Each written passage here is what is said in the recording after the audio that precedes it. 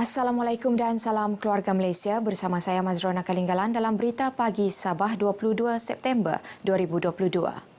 Unit Penyelarasan Pelaksanaan Jabatan Perdana Menteri ICU JPM mempergiat program iCare4U Kasih dengan menyantuni 8 ketua isi rumah KIR tersenarai di bawah sistem e-Kasih di Pulau Sebatik Tawau.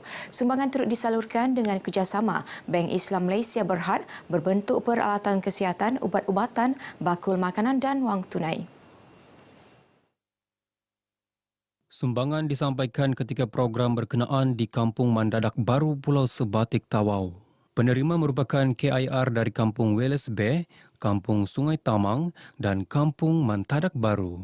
Kita buat ini adalah untuk menggalakkan agensi-agensi korporat ini untuk melaksanakan program-program sebegini dengan penerimanya adalah daripada senarai e-Kasih lah. Sebab peralatan perubatan ini kadang-kadang dia harga dia mahal dan sebagainya. Jadi kita bantu untuk meringankan beban lah. Kami sebenarnya menyediakan dana kepada pihak ICU Sabah dan program ini diselenggarakan oleh pihak ICU. Dia sebab di mana data-data mereka akan gunakan untuk mendapatkan data-data yang layaklah untuk menerima bantuan ini. Ya, saya berterima kasih dan bersyukurlah banyak-banyak. Terima kasih. Ya, saya tidak sangka lah bahawa saya dapat yang barang begini, kursi roda begini ini. Tapi syukur alhamdulillah lah. Saya beli berjalan sana kemari dalam kawasan rumah saya sendirilah. Terima kasih banyak-banyak lah. Saya mengucapkan berbanyak-banyak terima kasih. Ya, sebab kami berada jauh di pulau pun, artinya sampai sumbangan itu sama kami di sini. Jadi saya terharu lah. Ya, jadi itu saja yang saya boleh ucapkan berbanyak-banyak terima kasih kepada kerajaan negeri. Secara keseluruhan, seramai 16 KIR disantuni setakat ini melalui program iCare4U ICU JPM termasuk di Tawau, Kudat, Matunggong, Kiulu, Tuaran dan Kota Belud. Tahun ini merupakan tahun keempat Bank Islam bekerjasama dengan ICU JPM melaksanakan program membantu golongan memerlukan. Kementerian Sains, Teknologi dan Inovasi KSTI Sabah melaksana pelbagai inisiatif melahirkan generasi terdidik dan berminda kelas pertama bagi memacu ekonomi negara berasas inovasi. Usaha dijayakan dengan kerjasama pelbagai pihak.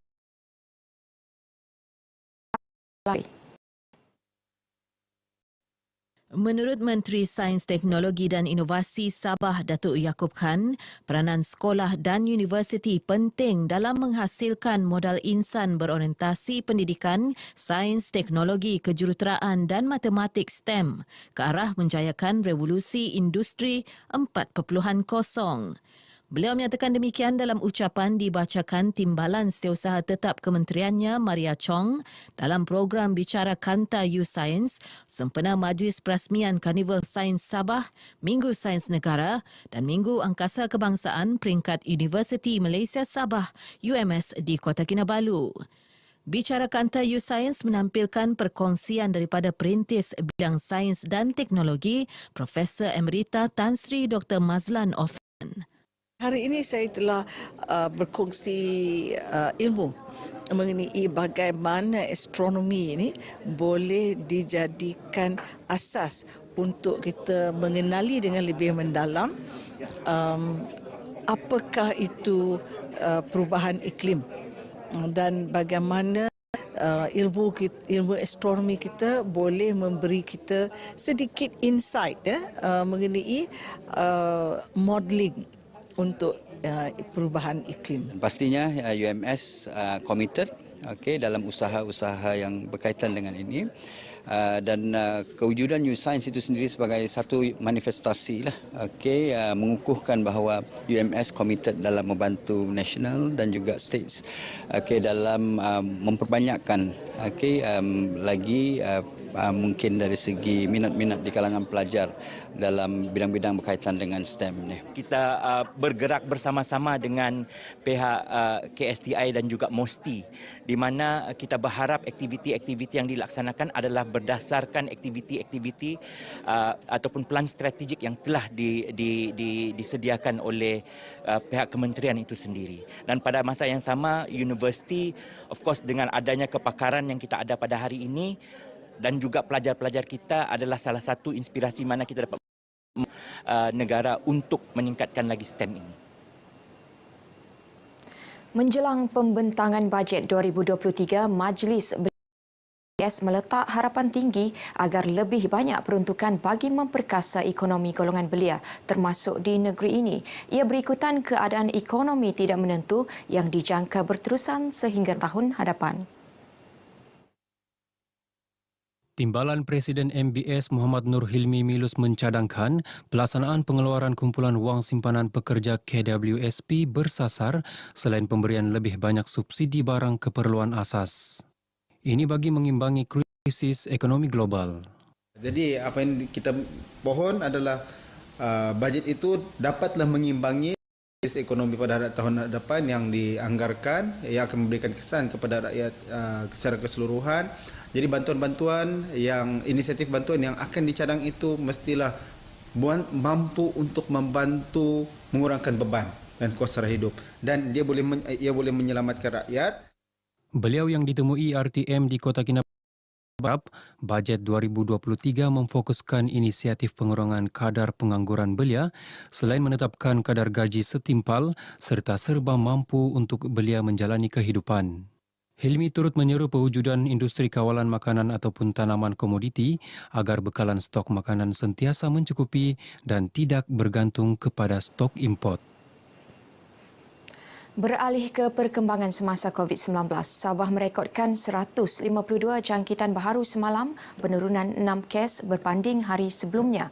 Angka jangkitan diperoleh daripada 2,238 sampel ujian. Menurut kenyataan Menteri Kerajaan Tempatan dan Perumahan Datuk Seri Panglima Masidi Manjun, meskipun angka jangkitan baharu adalah lebih rendah, namun kadar positiviti yang lebih tinggi direkodkan semalam, iaitu 8.22% berbanding 7.36% sebelumnya. 8 daerah tidak merekodkan sebarang kes baharu, antaranya Kalabakan, Kuala Penyu, Kunak, Nabawan, Pitas dan Semporna. 4 daerah merekodkan jangkitan baharu 2 angka iaitu Kota Kinabalu, Tawau, Tuaran dan Sandakan. Sebanyak 145 kes baharu adalah dalam kategori 1 dan 2, 2 kes dalam kategori 3 serta 5 kes dalam kategori 4. Satu sistem pengesanan awal bencana banjir yang lebih canggih di kawasan berhampiran sungai diharap diwujudkan bagi menjamin keselamatan orang ramai. Ini penting memandangkan bencana berkenaan bukan sahaja mengancam keselamatan penduduk, malah warga sekolah yang terletak di kawasan berdekatan sungai. Yang di-Pertua Persatuan Ibu Bapa dan Guru PIBG Sekolah Kebangsaan SK Mandalipau, Rena Kukundu berkata, pewujudan sistem pengesanan banjir terbaik mampu direalisasikan dengan kerjasama institusi pengajian tinggi yang mempunyai keupayaan melakukan kajian menangani isu tersebut. Ia sekaligus dapat menjamin keselamatan warga SK Mandalipau yang terletak di kawasan hulu sungai dan sering berlaku banjir. Terutama sekali di tempat ini kepala air sangat berisiko. Jadi saya tadi dipahamkan oleh pihak bomba agar membuat pemecahan air, kedalaman air semasa atau sebelum berlaku banjir itu. Tapi saya rasa ini adalah satu idea yang bagus dari pihak bomba. Tetapi adalah lebih selamat lagi kita mengadakan satu kaidah yang lebih moden lah. Beliau ditemui RTM selepas taklimat keselamatan bomba di SK Mandalipau Papar. Ia turut dihadiri penduduk sekitar kawasan berkenaan. Ini merupakan satu julung-julung kali yang kita laksanakan di sekolah. Walaupun kita sudah menjalankan eko pelancongan alumni River ini beberapa tahun, tapi ini merupakan satu yang terbaiklah yang telah diberikan oleh pihak bomba atas kerjasama. Antara pengisian program, demonstrasi memadam api dan menyelamat mangsa banjir. Para pelajar sekolah agama diingatkan sentiasa menghormati golongan guru yang banyak berkorban demi menyampaikan ilmu. Ia seiring perspektif Islam yang melihat pekerjaan guru sebagai profesion mulia dan disanjung tinggi. Pengarah Jabatan Hal Ehwal Agama Islam Negeri Sabah Jahins, Datuk Saiful Zaman Sanggul berkata, kehebatan peranan guru seharusnya sentiasa dihargai. Mari kita muliakan guru, mari kita berbuat baik dengan guru-guru. Mudah-mudahan dengan itu keberkahan dalam hidup kita, keberkahan ilmu yang kita terima. Dengan itu asbab kepada anak-anak kita ini akan mencapai kecemerlangan hidupnya di luar sana dan asbab kepada mereka akan mencapai kebahagiaan dunia akhirat insya-Allah. Beliau bercakap kepada RTM selepas merasmikan sambutan Hari Malaysia Sekolah Menengah Agama Toh Puan Hajar Rahmah di Kinarut. Antara aktiviti diadakan pertandingan melukis poster, deklamasi sajak, pertandingan video pendek kemerdekaan dan pertandingan menghias kelas.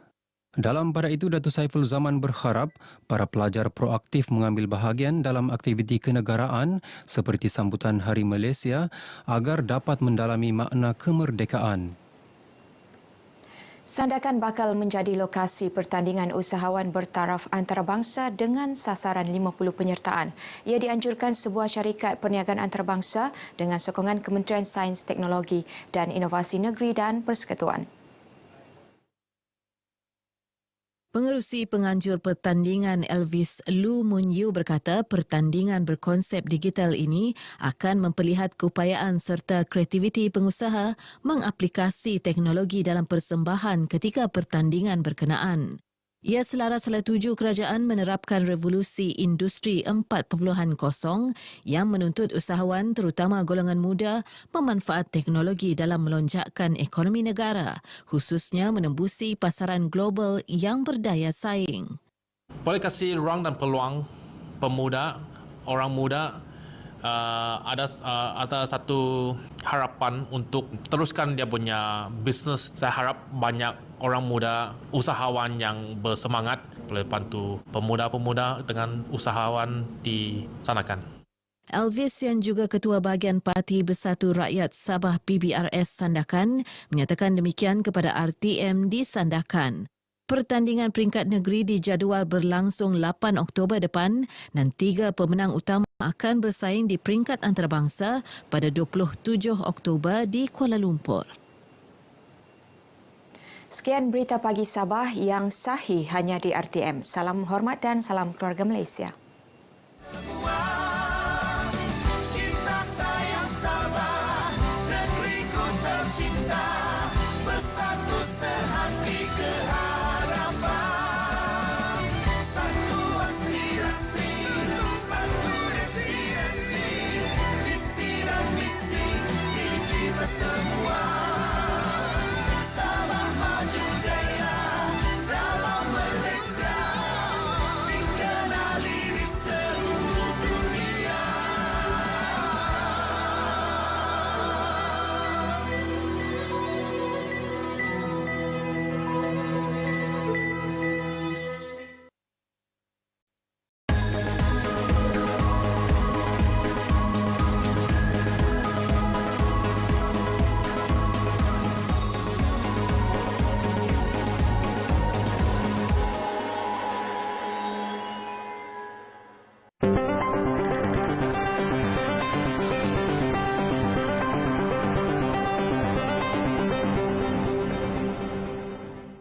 Percayalah bahawa anda bertanggungjawab terhadap diri anda sendiri. Anda bertanggungjawab untuk mengatakan tidak.